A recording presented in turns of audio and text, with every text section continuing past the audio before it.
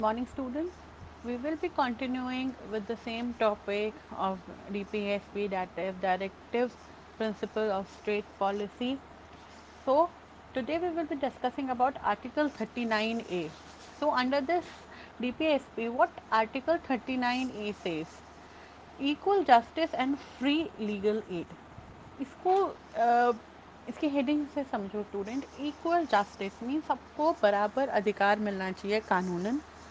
And free legal aid यानी कि free में आपको लीगल एड यानी कि फ्री में आपको सरकारी लॉ सहायता मिलनी चाहिए, सरकारी लीगल सहायता मिलनी चाहिए.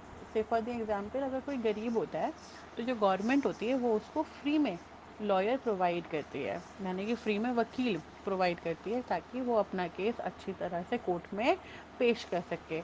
हर कोई एक अच्छा वकील अफोर्ड नहीं कर सकता है, तो इस केस में जो गरीब लोग होते हैं जिन पे पैसे नहीं होते हैं वो उनको गवर्नमेंट फ्री में एक वकील प्रोवाइड करती है जो उनकी फ्री ऑफ कॉस्ट मदद करता है उनका केस लड़ने में.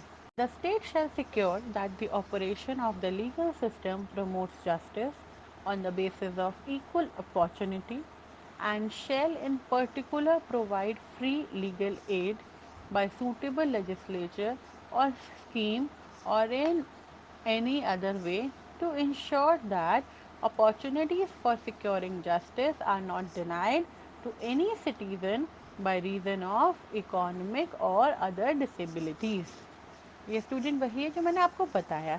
स्टेट अपने आप को सिक्योर करेगी इस चीज़ के लिए, सब लोगों को बताएगी कि जो लीगल सिस्टम है यानी कि कानूनन जो तरीका है उसके अंदर हर किसी को समान जस्टिस मिलेगा और उसको इक्वल अपॉर्चुनिटी मिलेगी, यानी कि उसको इक्वल ही फ्री लीगल एड का जो प्रावधान है यानी कि सरकारी वकील का अपनी किसी भी तरह की अगर कानूनन कोई समस्या है तो अप वो कोर्ट में अपने आप को पेश कर सकते हैं.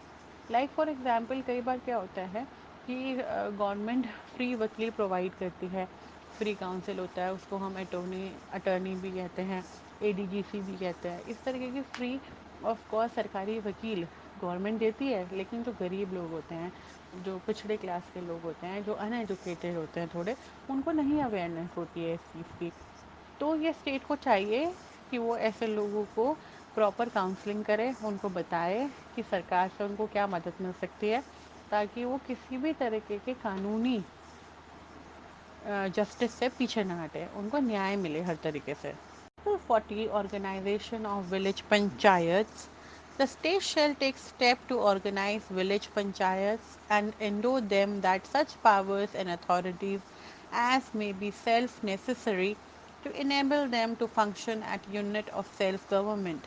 आर्टिकल 40 कहता है कि गवर्नमेंट चाहे तो जहाँ पे बहुत ज़्यादा विलेजेस हैं, जहाँ पे उनका एरिया गांव का आता है, वो चाहे तो एक छोटी छोटी पंचायत बना सकते हैं.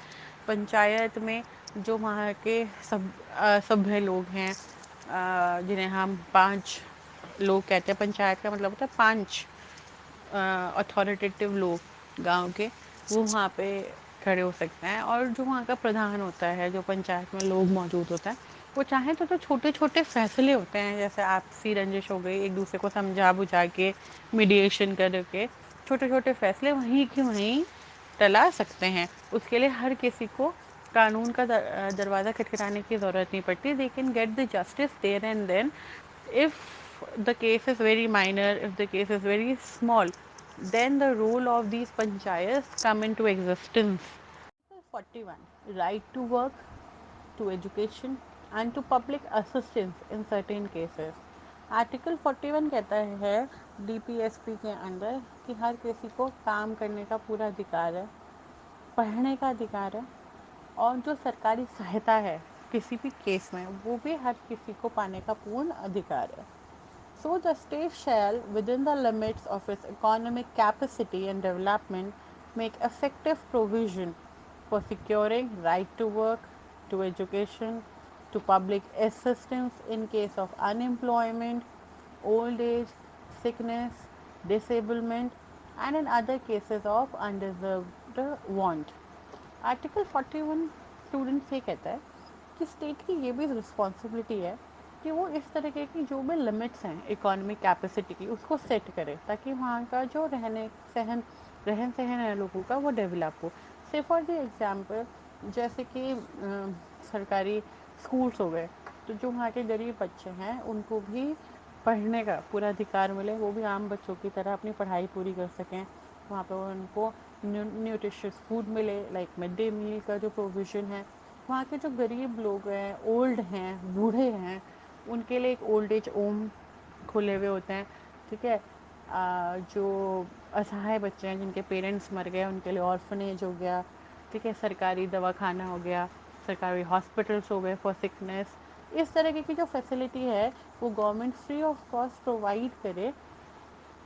इस तरीके के जो अनडिज़र्व्ड वांट्स हैं या इस तरीके की जो क्लास है, जो गरीब लोग हैं, उनके लिए आर्टिकल 41 में डीपीएसपी ये बोलता है कि स्टेट की रिस्पॉन्सिबिलिटी है कि वो चाहे तो इस तरीके की चीज़ें भी वहाँ पे ओपन करा सकती है। Article 42 provision for just and human conditions of work and maternity relief.